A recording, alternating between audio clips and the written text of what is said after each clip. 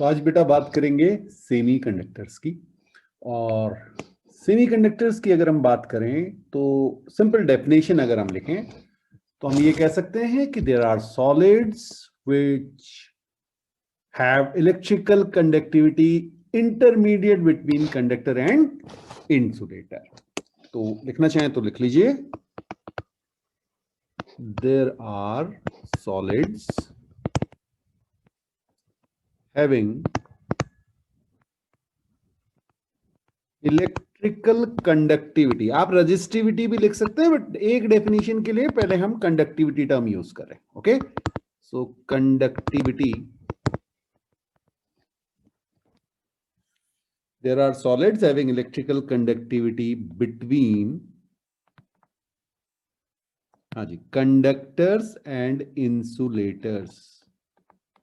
Conductors and insulators are known as semiconductors, are known as semiconductors। ठीक है, तो ये तो बेटा सिंपल सी डेफिनेशन होगी, आगे इसको डिटेल में समझना है। अब जब आप बात करें तो पहले अभी तक जो हमने करंट इलेक्ट्रिसिटी में हमने पढ़ा था, तो हमने अपने जितने भी मटेरियल थे या सब्सटेंसेस थे उनको हमने दो पार्ट में डिवाइड किया था। एक को हमने कहा था कंडक्टर और दूसरे को हमने कहा था इंसुलेटर। तो थोड़ा सा इसको समझने की कोशिश करते हैं। जब हम बात करते थे चार्ज फ्लो की, ओके, हाँ, या करंट फ्लो, जो भी आप कहना चाहें, चार्ज फ्लो या करंट फ्लो, आप जैसे भी लिखना चाहें, करंट फ्लो, तो कंडक्टर में आपको पता है ये बहुत इजी था और इंसुलेटर में ये डिफिकल्ट था। ठीक है, बट अब हमारे पास एक और टाइप का ग्रुप आ गया, that is known as semiconductors. यहां पे मैंने शॉर्ट में एससी लिख दिया ऐसे, फाइन। तो ये जो सेमीकंडक्टर है, इसकी अगर आप बात करेंगे तो ये कंडक्टर और इंसुलेटर के बीच में कहीं होगा, ना तो इजी होगा और ना टफ होगा। ये समझने के लिए तो आसान है, लेकिन एक्चुअल में होता क्या है, कुछ पर्टिकुलर कंडीशन में करंट इजीली फ्लो करता है और कुछ कंडीशंस में नहीं करता। वो कंडीशंस क्या होंगी उन्हें आगे देखेंगे। क्लियर? तो ये तो हमारा एक मेथड हो गया इन्हें डिफरेंशिएट करने का। सेकंड मेथड की अगर हम बात करें तो आपको याद होगा एक टर्म हमने पढ़ा था, फ्री इलेक्ट्रॉन्स। तो अगर हम बात करें नंबर ऑफ फ्री इलेक्ट्रॉन्स के टर्म्स में, नंबर ऑफ फ्री इलेक्ट्रॉन्स, तो आपको पता है कंडक्टर में तो ये लार्ज होते हैं, बहुत, इतने कि आप सोच भी नहीं सकते ना, वो हमने ऑर्डर भी देखा था। यस, और इंसुलेटर में तो होते ही नहीं जी। हाँ, ये ध्यान रखिएगा, नो फ्री इलेक्ट्रॉन्स, इंसुलेटर के लिए ये है नो फ्री इलेक्ट्रॉन्स। फाइन। तो जब आप बात करेंगे किसकी, सेमीकंडक्टर की, तो यहां पे आपका टर्म आ जाएगा फ्यू। कुछ होंगे, जीरो नहीं है और ज्यादा भी नहीं है। क्लियर? तो ये नंबर ऑफ फ्री इलेक्ट्रॉन्स के टर्म में हो गया। यहां पे आप बिटवीन कह सकते हैं, इन बिटवीन। ओके, एक और देख लेते हैं, थर्ड टर्म किसके टर्म्स में हम कहेंगे। तो ये बेटा हमारी होगी जिसके हम टर्म्स में हमने डिफाइन किया था, कंडक्टिविटी। कंडक्टिविटी, तो जब आप बात करेंगे किसकी, कंडक्टर्स की, तो कंडक्टर्स की कंडक्टिविटी क्या होगी बेटा? बिल्कुल सही बात है, आपकी हाई कंडक्टिविटी होगी।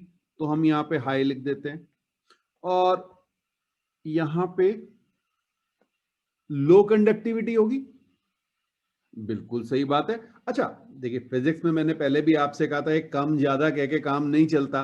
तो अभी हम उन वैल्यूज को भी लिखने की कोशिश करेंगे। ठीक है, एक रेंज भी दे देंगे जिससे और क्लियरिटी आ जाए। तो अभी अगर आप बात करें तो यहां पर ये आ जाएगा इन बिटवीन। इन बिटवीन मतलब कंडक्टर और इंसुलेटर के बीच में कहीं कंडक्टिविटी आएगी। सिमिलरली नेक्स्ट अगर हम बात करें तो इसका अपोजिट भी था, दैट इज रेजिस्टिविटी। तो रजिस्टिविटी अगर हम कंडक्टर की कहेंगे तो ये हमारी हो जाएगी बेटा लो, और यहां पे हमारी रजिस्टिविटी हाई हो जाएगी, ठीक है। और सेमीकंडक्टर्स की अगर आप बात करेंगे तो ये आपकी हो जाएगी in between conductors and insulator, ठीक है जी, ओके। अच्छा, एक और टर्म देख लेते हैं, एक और कई बार डेफिनेशन इसकी आ जाती है, और ये आपका टर्म होता है बेटा, आपने ना थर्मल एक्सपेंशन पढ़ा था, वहां पे हमने आपको बताया था कि रेजिस्टेंस में भी ये फॉर्मूला अप्लाई होगा, और जब करंट इलेक्ट्रिसिटी पढ़ा था तो हमने कहा था R is equal to R nought 1 plus alpha delta T. तो वो जो अल्फा था ना, हाँ जी, थर्मल कोफिशिएंट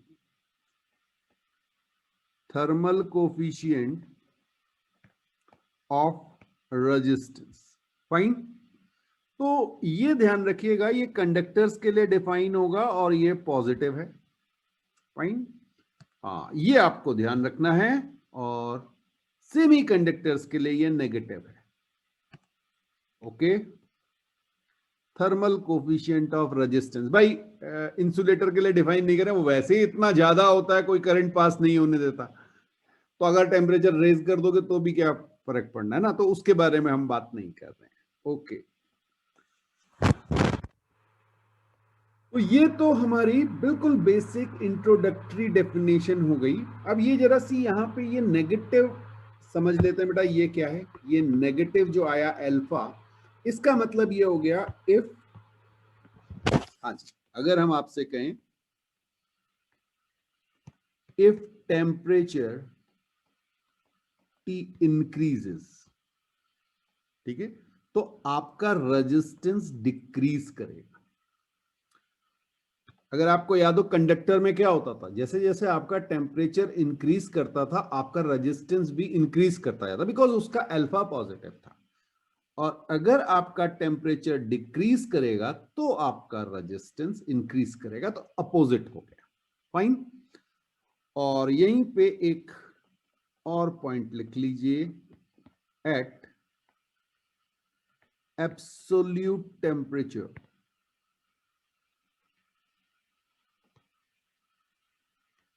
हाँ जी, केल्विन की बात हो रही है, ठीक है, हाँ, 0, a semiconductor becomes ideal insulator, ये ध्यान रखिएगा, बिल्कुल वैक्यूम की तरह, हमने पढ़ा ना आइडियल इंसुलेटर वैक्यूम होता है, तो ये कुछ भी करंट को पास नहीं होने देगा। डिटेल में आगे चलेंगे, बट अभी आप इतनी चीजों को नोट कर लीजिए, फिर आगे बात करते हैं। तो हमने आपसे कहा कि हमारे पास एक तो हम कह सकते हैं चार्ज फ्लो के टर्म्स में, एक हम कह सकते हैं number of free electrons, conductivity, resistivity और थर्मल कोफिशिएंट ऑफ रेजिस्टेंस। तो अगर बेटा हम बात करें रेजिस्टिविटी की, ठीक है, रो की अगर हम बात करें, तो रो जो है, जो जनरली कंडक्टर्स या कई बार मेटल्स कह दिया जाता है, ठीक है, तो रो अगर आप कंडक्टर्स की बात करें या मेटल्स की बात करें, तो ये जो मैं रेंज दे रहा हूं ये आपको एक इंडिकेटिव रेंज है। हाँ, एग्जैक्टली इनके बीच ही होगा ऐसा जरूरी नहीं है, बट रफली जो है आपकी ये 10 to the power -2 to 10 to the power -8, ये रजिस्टिविटी की बात हो रही है बेटा, ओम मीटर, इतनी आपकी आ जाएगी, फाइन। हाँ, आप 10 to the power -8 to 10 to the power -2 कर सकते हैं, मैं रेंज आपको ऑर्डर बता रहा हूं उसका।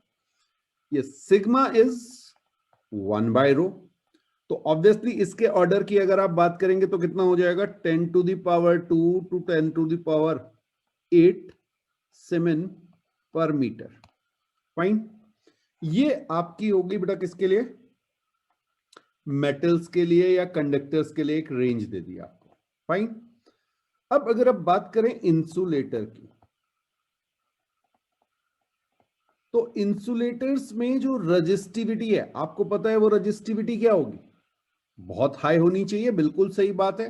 तो जब आप रजिस्टिविटी की बात करते हैं तो वो आपकी आ जाती है 10 to the power 11 to 10 to the power 19 ohm metre, fine. और जब आप सिग्मा की बात करेंगे तो ये आपका 1 बाय रजिस्टिविटी हो जाएगा। तो ये ऑर्डर आपका 10 to the power -11 to 10 to the power -19 siemens per metre ये आ जाएगा। क्लियर है? अब आपको पता है कि भाई हमारे पास जो सेमी कंडक्टर्स हैं, क्या हैं? सेमी कंडक्टर्स, वो इनके बीच में लाए करेंगे। तो इसकी भी रेंज देख लेते हैं बेटा। अगर आप रजिस्टिविटी की बात करेंगे तो रजिस्टिविटी की रेंज आपकी 10 to the power -5 to 10 to the power 6 ohm metre ये रेंज आएगी। और अगर आप सिग्मा की बात करें, दैट इज कंडक्टिविटी, तो कंडक्टिविटी आपको पता है 1 बाय रजिस्टिविटी है, तो ये आपकी हो जाएगी 10 to the power 5 to 10 to the power -6 siemens per metre. Fine. तो ये एक रफ रेंज है। ऑब्वियसली कोई मेटल या कोई कंडक्टर आपको ऐसा दिया जा सकता है जो इनसे बाहर लाई कर रहा हो। ये एक यस इंडिकेटिव रेंज है। क्लियर? नोट कर लीजिए इसे। अब बेटा अगर हम बात करें सेमीकंडक्टर्स की, तो जो आपके कोर्स में है वो specially elemental semiconductors, that is SI and G आएगा। जितनी भी डिवाइसेस आपकी मेनली बनी होंगी उसमें भी स्पेशली एसआई, ठीक है, बट जी का भी कंट्रीब्यूशन आ सकता है। तो एसआई और जी को हम पढ़ेंगे। इसके अलावा आपको ये पता रहना चाहिए कि इनऑर्गेनिक सेमीकंडक्टर्स की अगर हम बात करें तो उसमें सीडीएस, जीएएस गैस कहते हैं इसको, ओके, सीडीएसई, आईएनपी, ये सारे आपके इनऑर्गेनिक सेमीकंडक्टर्स होते हैं।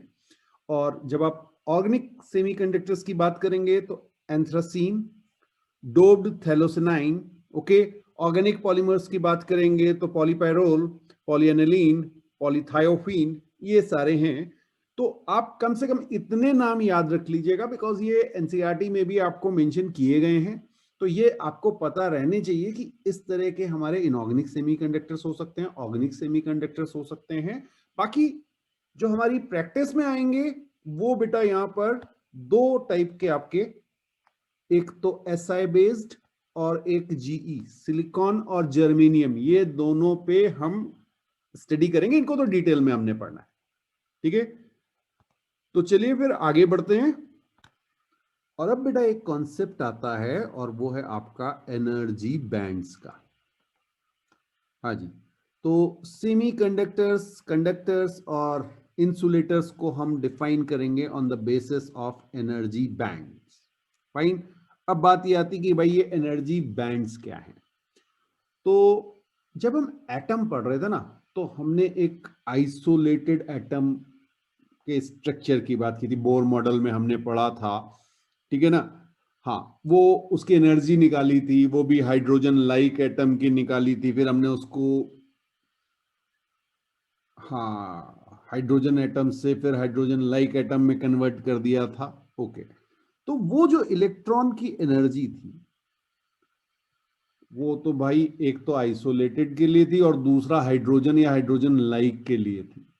बट जब आपके पास नॉर्मल एटम होता है, और वो भी कब, जब वो बल्क में सॉलिड फॉर्म करते हैं, तो जो एनर्जी होती है वो आइसोलेटेड एटम के इलेक्ट्रॉन की एनर्जी से बिल्कुल डिफरेंट होती है, ठीक है जी। हाँ, बिकॉज वो कंबाइन करते ना, पास पास आ जाते हैं। तो केमिस्ट्री में बिल्कुल आपने पढ़ा होगा, एस पी डी एफ, ये सारी चीजें आपने पढ़ी थी। और वहां पे आपने पढ़ा था कि इलेक्ट्रॉनिक कन्फिग्रेशन था, उनकी एनर्जी थी, डिफरेंट डिफरेंट आपके सबशेल्स थे, ये ऑर्बिटल्स थे, उसमें इलेक्ट्रॉन्स की एनर्जी थी, वो सारे कॉन्सेप्ट। अब मैं केमिस्ट्री में नहीं जा रहा हूं, मैं केवल फिजिक्स की बात कर रहा हूं। मोटा मोटा एनर्जी के टर्म्स में हम बात करेंगे, ठीक है। तो लिखना चाहें तो लिख लीजिए, when atoms come together to form a solid, they are close to each other. The outer orbits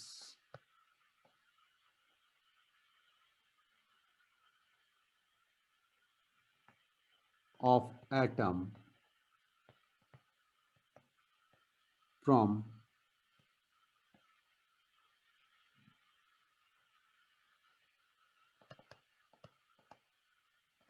okay, neighbouring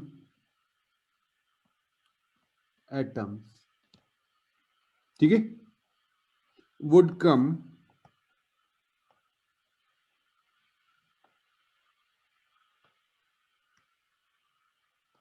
very close and sometimes overlap। ठीक है जी, ये सब आपने केमिस्ट्री में पढ़ा हुआ है, तो मैं इस पे डिटेल में नहीं जा रहा हूं। अब बेटा जो इलेक्ट्रॉन का जो नेचर है ना, तो आप इसको लिख लीजिए। So the nature of electron motion in solid is very different from that in isolated, yes, that in isolated atom। Fine, बिल्कुल आपने ये सब केमिकल बॉन्डिंग वगैरह में पढ़ा होगा। हाँ जी, वहां डिटेल में पढ़ा था आपने इसको। क्लियर? तो अब बेटा जब आप बात करेंगे एनर्जीज ऑफ दीज इलेक्ट्रॉन्स, जितने भी इलेक्ट्रॉन्स है ना जो वैलेंस शेल में हैं, जो वैलेंसी में पार्टिसिपेट कर रहे हैं, हाँ, आर डिफरेंट, उनकी पोजीशन पे भी डिपेंड करेगा ना। These energy levels with continuous energy variation, हाँ जी, कंटिन्यूअस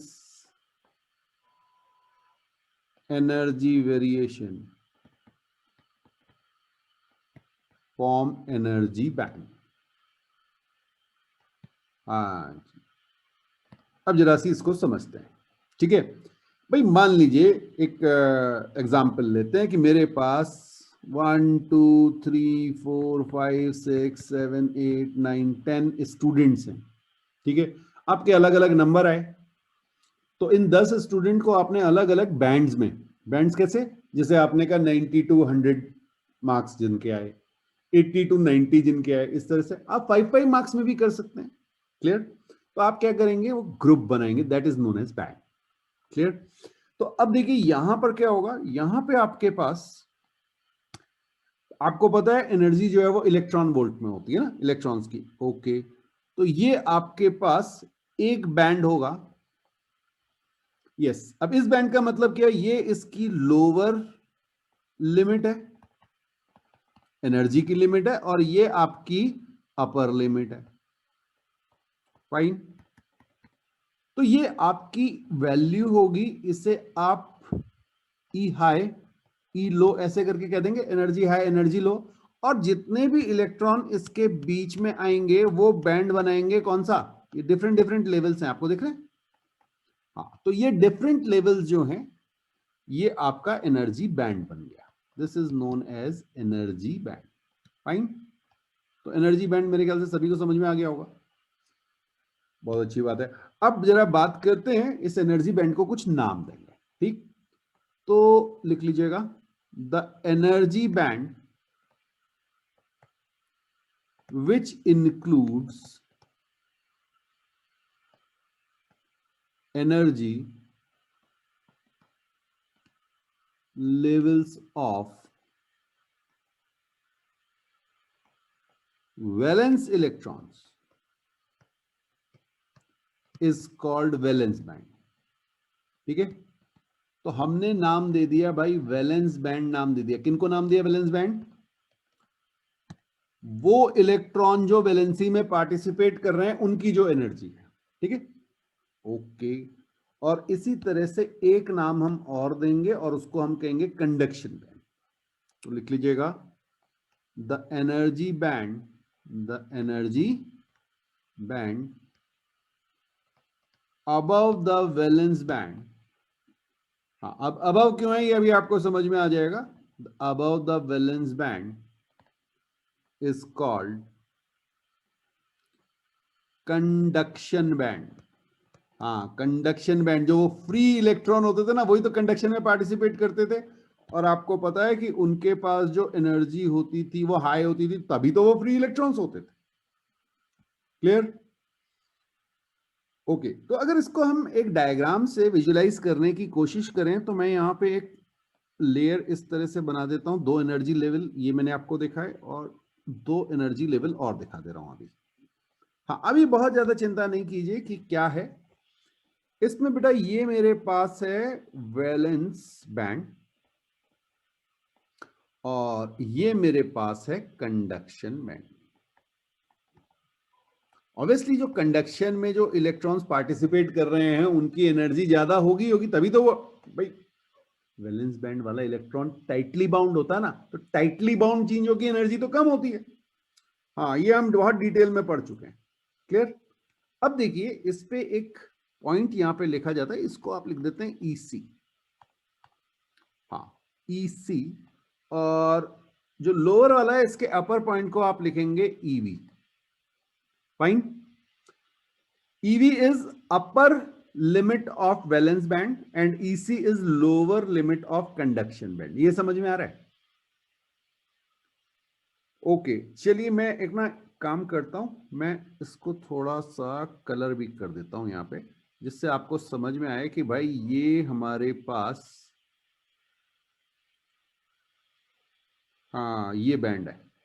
फाइन, और इसको तो कुछ डिफरेंट कलर दे देते, चलिए रेड दे दें भाई, कोई भी कलर आप दे सकते हैं, ऐसा कोई कलर होता नहीं है, तो हम दे दे रहे हैं अपने समझने के लिए, विजुलाइज करने के लिए कि भाई इस तरह से हमारे पास 2 बैंड है, हमारे पास कंडक्शन बैंड और वैलेंस बैंड। फाइन,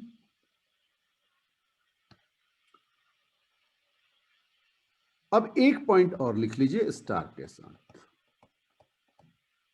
हाँ जी, normally conduction band is empty. ठीक है, बट इन मेटल्स और कंडक्टर्स भी आप कह सकते हैं, it overlaps with valence band। ठीक है, और इसीलिए आपके जो इलेक्ट्रॉन्स होते हैं वो लार्ज नंबर में होते हैं जो फ्रीली मूव करते हैं। अभी इस पे और डिटेल में बात करेंगे। एक चीज और समझ लेते हैं बेटा, ये जो इनके बीच का गैप होता है ना, वैलेंस बैंड के टॉप लिमिट और कंडक्शन बैंड की लोअर लिमिट, इनके बीच जो गैप होता है इसे आप कहते हैं EG, energy gap. Yes, this is known as energy gap. लिख लीजिएगा, energy band gap, energy gap, आप बहुत सारे नाम होते हैं तो लिख लीजिए the gap between, yes, the gap between the gap between valence band and conduction band। अब इनके बीच का गैप क्या है भाई, एनर्जी का ही लेवल तो है ना, is called energy band gap. हाँ, लिख लीजिए एनर्जी बैंड गैप।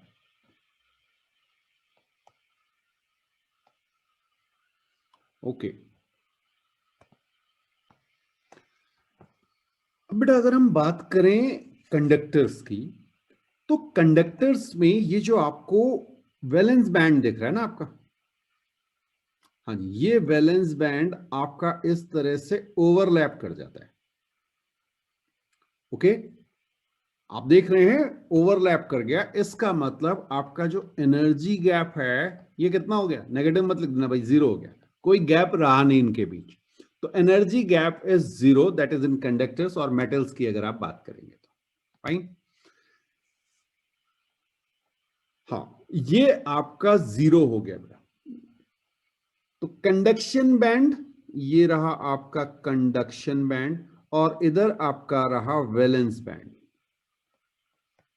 ठीक है, तो वैलेंस बैंड की जो टॉप प्लेयर है वो आपके, अब यहां पे जो आपके इलेक्ट्रॉन्स जिनकी एनर्जी इतनी है वो सब के सब वैलेंस बैंड में तो है, वैलेंसी में पार्टिसिपेट कर रहे हैं, लेकिन साथ साथ वो कंडक्शन में भी पार्टिसिपेट करने लगते हैं। समझ में आया? ओके, तो अब आगे बढ़ते हैं बेटा और देखते हैं जरा, फिर से मैंने ये गैप दिखा दिया आपको। ओके, और ये गैप जो है, अगर ये ग्रेटर देन 3 इलेक्ट्रॉन वोल्ट है, कितना है? ग्रेटर देन 3 इलेक्ट्रॉन वोल्ट, तो ये आपका बन जाता है बेटा इंसुलेटर। हाँ जी, समझिएगा इस चीज को। ये 3 इलेक्ट्रॉन वोल्ट से ज्यादा जो आपका गैप है, इस केस में आपके इलेक्ट्रॉन्स जो यहां पे थे वो कंडक्शन बैंड में पहुंच ही नहीं पाते।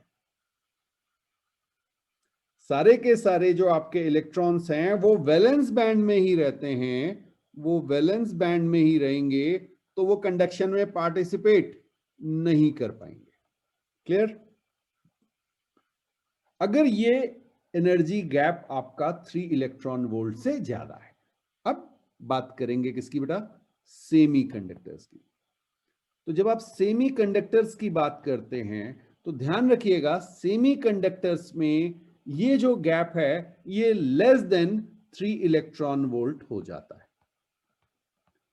और जब ये 3 इलेक्ट्रॉन वोल्ट से कम है तो रूम टेम्परेचर में भी कुछ ना कुछ इलेक्ट्रॉन्स इस वैलेंस बैंड से कहां चले जाते हैं?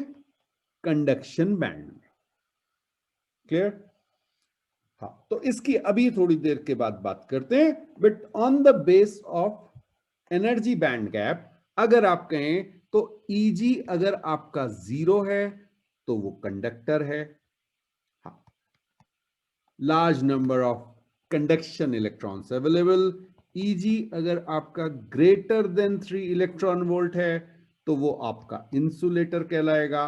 और अगर 0 से 3 इलेक्ट्रॉन वोल्ट के बीच में है तो इसको जनरली आप लिख देते हैं energy gap less than 3 electron volt, तो ये आपका सेमी कंडक्टर हो जाएगा। कई बार इसी पे क्वेश्चन पूछ लिया जाता है कि एनर्जी बैंड गैप के बेसिस पे आप बता दीजिए कि आप कंडक्टर, इंसुलेटर और सेमीकंडक्टर्स को कैसे डिफाइन करेंगे। तो ये मेरे ख्याल से सभी को क्लियर हो गया होगा, नोट कर लीजिए।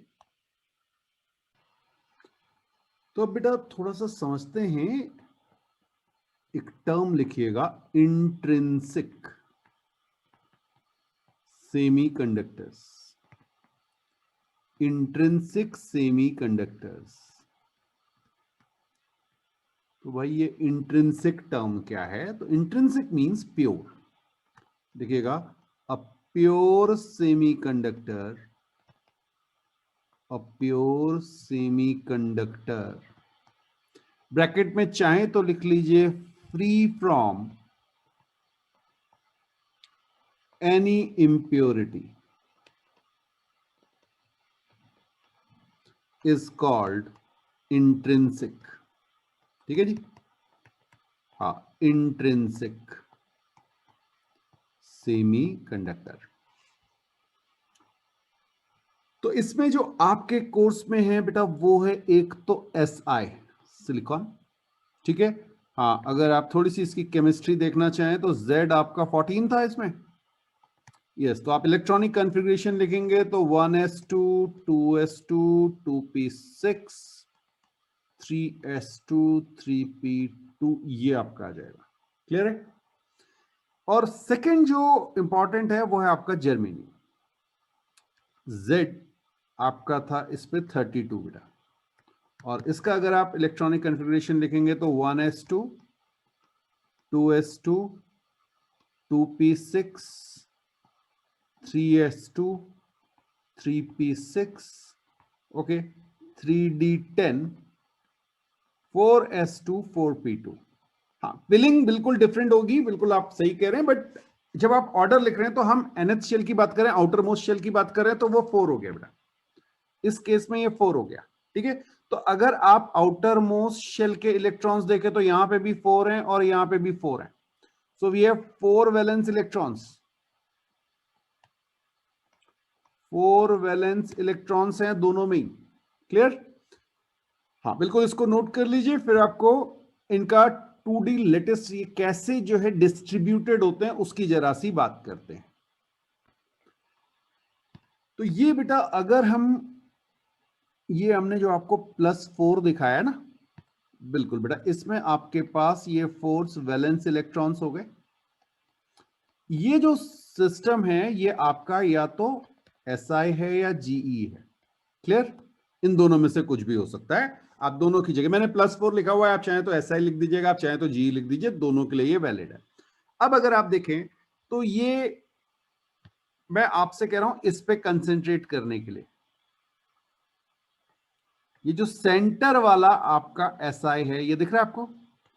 हाँ, इसमें देखिए आपके पास 1 2 3 4 4 इलेक्ट्रॉन्स हैं इसके अपने, और ये इसने शेयर कर लिए हैं 1 2 3 एंड 4 अपने नेबर के साथ।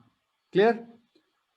ये आपकी बॉन्डिंग हो गई, ये आपके ऑक्टेट कंप्लीट हो गया, 8 इलेक्ट्रॉन्स इसने कंप्लीट कर लिए, ये स्टेबल स्टेट में आ गया। आइडियली कुछ ऐसी सिचुएशन होनी चाहिए, बिल्कुल सही बात है आपकी, इसको ड्रॉ कर लीजिए।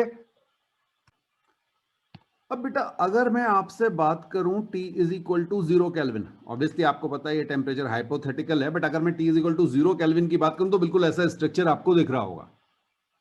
ठीक, बट इंटरेस्टिंग बात क्या है, जब आपका T ग्रेटर देन 0 केल्विन होगा, आपका टेम्परेचर 0 केल्विन से जैसे ही ज्यादा होगा। ठीक है, अब समझिएगा बेटा, ये जो आपको फ्री इलेक्ट्रॉन्स दिख रहे हैं, ये फ्री इलेक्ट्रॉन्स यहां से मूव कर जाएंगे। यस, इनको इतनी एनर्जी मिल जाती है कि ये इलेक्ट्रॉन यहां से फ्री हो जाते हैं। मैं अब यहां पे आपको दिखा रहा हूं, ये फ्री मैंने आपको दिखा दिया, इसको फ्री करके। फाइन, ओके, ये मैंने फ्री इलेक्ट्रॉन, यहां से एक इलेक्ट्रॉन रिमूव कर दिया। बेसिकली इसके पास इतनी एनर्जी हो गई कि ये एक तरह से फ्री इलेक्ट्रॉन हो गया। क्लियर? और यहां पर इसने क्या क्रिएट कर दिया, एक, आप कह सकते हैं इसके पास एडिशनल पॉजिटिव चार्ज आ गया। आज के बाद हम इसे कहेंगे होल। क्या कहेंगे? होल। और ये हमारा कहलाएगा फ्री इलेक्ट्रॉन। ये समझ में आ रहा है? तो जैसे ही आपका टेम्परेचर 0 केल्विन से ज्यादा होगा, कुछ ना कुछ इलेक्ट्रॉन्स को इतनी एनर्जी मिल जाएगी कि वो वैलेंसी में पार्टिसिपेट जो कर रहे थे वो नहीं करेंगे, और वो कंडक्शन बैंड में जम करके पहुंच जाएंगे। क्लियर? हाँ, अगर हम इसको एनर्जी गैप के टर्म्स में देखना चाहें तो हम कैसे समझेंगे, ये देखते हैं। तो ये हमारे वैलेंस बैंड और कंडक्शन बैंड हैं बेटा, और यहां पे सपोज हमारे पास ये हमारे कुछ इलेक्ट्रॉन्स में आपको दिखा रहा हूं। क्लियर? अब इनमें से कुछ इलेक्ट्रॉन जंप करके, यस, कुछ इलेक्ट्रॉन जंप करने का मतलब इनको जो है एनर्जी मिल गई, और ये यहां से जंप करके ये मूव कर गए कहां पे? यस, आपके कंडक्शन बैंड में। फाइन, बिल्कुल इसी तरह से अगर मैं इसे यहां से रिमूव कर दूं तो ये यहां चले गए। अब देखिए इसको दिखाने का तरीका क्या है, जहां से ये मूव किए वहां पर आपके पास होल क्रिएट हो गए। होल क्यों क्रिएट हो गए भाई? वहां से इलेक्ट्रॉन, पहले क्या था, वहां पे इलेक्ट्रॉन होल्स में फिक्स थे, उनकी पोजीशन जो थी, वहां से अगर इलेक्ट्रॉन निकला, नेगेटिव चार्ज निकला, तो वहां पे हम क्या मानेंगे? Positive charge, due to proton of that. जो एटम है उसका प्रोटॉन तो है ना, उसमें पॉजिटिव चार्ज है, तो वो पॉजिटिव चार्ज को आप आज के बाद क्या कहेंगे सेमीकंडक्टर्स में? होल कहेंगे। तो कुछ इलेक्ट्रॉन्स जंप करके ऊपर चले गए, ये तो आपके हो गए फ्री इलेक्ट्रॉन्स या कंडक्शन बैंड इलेक्ट्रॉन्स। फाइन, और साथ में आपके पास क्रिएट हो गए होल्स। अब बेटा अगर आपके पास कोई इलेक्ट्रिक फील्ड है, फाइन, कोई इलेक्ट्रिक फील्ड आपके पास है, और उसमें आप इसकी बात करें तो देखिए क्या होगा। सपोज मैंने एक electric field, external electric field, मैं आपको डिफरेंट कलर से इसे दिखा दूं। ओके, ग्रीन कलर से दिखा देते हैं बेटा। सपोज ये हमारे पास एक्सटर्नल इलेक्ट्रिक फील्ड है। ओके, ई एक्सटर्नल। अब जरा सोचिए ये इलेक्ट्रॉन क्या करेगा? ये इस एक्सटर्नल इलेक्ट्रिक फील्ड के अपोजिट डायरेक्शन में इस पे फोर्स लगेगा। ओके, ये इलेक्ट्रॉन इधर मूव करेगा, फाइन। ये इलेक्ट्रॉन अपनी जगह से मूव करेगा, ओके। और साथ में होल क्या करेगा? Hole in the direction of field move करेगा। अब मूव कैसे करेगा जरा ध्यान से समझिएगा बेटा। जब ये जो इलेक्ट्रॉन है इस पे एक फोर्स लग रहा होगा इन दिस डायरेक्शन, तो ये यहां से इधर आके जंप करेगा। एनर्जी में कोई फर्क नहीं आया, पहले भी होल में था, अभी भी होल में है, यानी ये वैलेंस बैंड इलेक्ट्रॉन था, अभी भी है। But due to this electric field ये जंप कर गया from one hole to another. Move तो इलेक्ट्रॉन कर रहा है, लेकिन हम क्या कहेंगे? कौन मूव कर गया? होल मूव कर गया इस पोजीशन से। एक बार फिर से आपको दिखा दूं, हाँ बिल्कुल बिल्कुल, मैं आपको इसको एसआई के स्ट्रक्चर पे दिखाता हूं। ये रहा बेटा हमारे पास एसआई, फाइन। और अब मैं आपसे कह रहा हूं कि मेरे पास ये इलेक्ट्रॉन था, फ्री इलेक्ट्रॉन, और एक मेरे पास यहां पे क्रिएट हो गया था होल, ओके ओके। इसके अलावा अभी मैं आपको और इलेक्ट्रॉन्स ब्लैक कलर से दिखा दे रहा हूं। यहां पे आपके पास इलेक्ट्रॉन्स होंगे बेटा, ये इलेक्ट्रॉन्स की शेयरिंग हो रही होगी, ठीक है। हाँ, ये इलेक्ट्रॉन्स की शेयरिंग हो रही होगी। अब जब हमने कोई एक्सटर्नल फील्ड लगाया इस तरह से, तो इस पे एक एडिशनल फोर्स लग रहा होगा इस डायरेक्शन में, और ये जो आपका इलेक्ट्रॉन है इस पे फोर्स लग रहा होगा अपोजिट डायरेक्शन में। तो ये इलेक्ट्रॉन यहां से क्या करेगा? इस पोजीशन से मूव करके यहां पे बैठ जाएगा, और आपका होल इस पोजीशन पे क्रिएट हो जाएगा। ये समझ में आया? तो एक तरह से आपका होल आगे मूव कर गया, फाइन। और दूसरा क्या है? ये इलेक्ट्रॉन तो फ्री है मूव करने के लिए, ये अपोजिट डायरेक्शन में मूव कर रहा होगा, बिल्कुल। तो आपका करंट फ्लो करने लग गया। समझ में आया? चाहे तो लिख लीजिए, in presence of external electric field, in presence of external electric field, electrons move opposite to field, and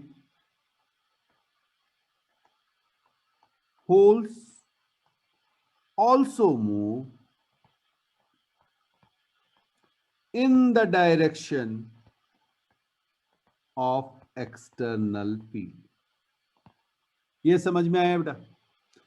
तो यहां पे आपकी करंट फ्लो करने लग गई, and total current is current due to flow of electrons plus current due to flow of holes। हाँ जी, दोनों में करंट की डायरेक्शन देखिए सेम आएगी। इलेक्ट्रॉन्स अपोजिट डायरेक्शन में है, नेगेटिव चार्ज है, तो करंट की डायरेक्शन आपकी ये आ गई, और होल्स के फ्लो की वजह से भी यही आ गई। तो ये दोनों डायरेक्शन सेम है, इसलिए ऐड हो गए, ये ध्यान रखिएगा। तो आपकी जो करंट फ्लो करती है सेमीकंडक्टर में, वो एक तो इलेक्ट्रॉन्स के फ्लो की वजह से, और दूसरा होल्स के फ्लो की वजह से। अब बेटा अगर हम बात करें, तो जो हमने ऊपर बताया आपको उसको लिख लीजिए लैंग्वेज में। In a semiconductor, in a semiconductor, electrons and holes both constitute current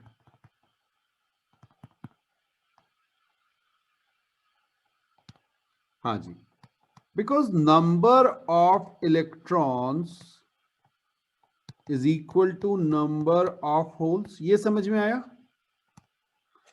very good. But एक चीज का ध्यान रखिएगा बेटा, but current due to electrons, हाँ ये और डिटेल में आगे पढ़ेंगे अभी, बट अभी नोट कर लीजिए, but current due to electrons is higher intrinsic की बात कर रहा हूं, because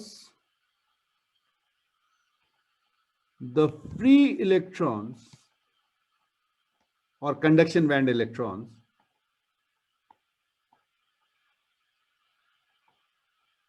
can move easily than the bound electrons in the valence band. Actually ये आपका मोशन ऑफ होल तो इसी की वजह से है ना, मोशन ऑफ होल तो वैलेंस, वो पार्टिसिपेट तो वही कर रहे हैं ना, वो इलेक्ट्रॉन्स तो वैलेंस बैंड के हैं, बस एक एटम की पोजीशन से निकल के दूसरे एटम पे चले जा रहे हैं, तो एक होल से दूसरे होल पे जा रहे हैं। क्लियर? तो उनको मूव कराना इतना इजी नहीं, बिकॉज उनकी एनर्जी लेवल जो है वो डाउन है। इनका एनर्जी लेवल हाई है, तो ये इजीली मूव कर सकते हैं। नाम ही उनका है फ्री इलेक्ट्रॉन्स। ठीक है, नोट कीजिए। बेटा एक क्वेश्चन कई बार पूछ लिया जाता है कि जैसे हमने बात की आपसे SiG, ठीक है, 14 ग्रुप है, तो यहां पर पहला जो एटम आता है वो आता है कार्बन। ठीक है, इन सभी में अगर आप देखेंगे तो सब में 4 वैलेंस इलेक्ट्रॉन्स हैं, all have 4 valence electrons. But जब हम आपसे इंट्रिंसिक की बात करते हैं, इंट्रिंसिक सेमीकंडक्टर की, तो वो ये दोनों होते हैं। हाँ, स्पेशल कंडीशंस को छोड़ दीजिए, जनरली कार्बन आपका जो है वो इंसुलेटर होता है। हाँ जी, और ये आपके इंट्रिंसिक सेमीकंडक्टर होते हैं। क्लियर? तो क्वेश्चन ये पूछा जाता है कि भाई ऐसा क्यों होता है। ठीक है, तो अगर आप देखेंगे तो कार्बन की जब आप बात करेंगे तो कार्बन के जो वैलेंस इलेक्ट्रॉन है, आप इलेक्ट्रॉनिक कन्फिग्रेशन लिखिए 1s2, yes, 2s2 and 2p2। ठीक है, तो आपके जो वैलेंस इलेक्ट्रॉन है वो कहां पर है? सेकेंड शेल में। ओके, अब अगर आप बात करेंगे, ये कार्बन के लिए लिख दिया मैंने, SI की आप बात करेंगे तो वो है आपके थर्ड शेल में। ओके, और जब आप G की बात करेंगे तो ये कहां पे है? फोर्थ शेल में। तो क्लियर है यहां पे आपको कि फोर्स ऑफ अट्रैक्शन जो है वो किसके लिए ज्यादा होगा? कार्बन के लिए ज्यादा होगा। कार्बन के इलेक्ट्रॉन्स का रिमूव करना इतना इजी नहीं है, बिकॉज वो सेकेंड शेल में है, सेम कॉन्फ़िगरेशन है। बिल्कुल सही बात है आपकी, कार्बन, सिलिकॉन और जीई। तो इसमें जो मैक्सिमम आपकी आयनाइजेशन एनर्जी पड़ा था ना, उसके टर्म्स में भी आप बात कर सकते हैं। तो मैक्सिमम किसके लिए होगी? ऑब्वियसली यस, जिनकी बाउंडिंग ज्यादा है, जिनकी बाउंडिंग स्ट्रांग है, उनके लिए ज्यादा एनर्जी चाहिएगी पुल करने के लिए।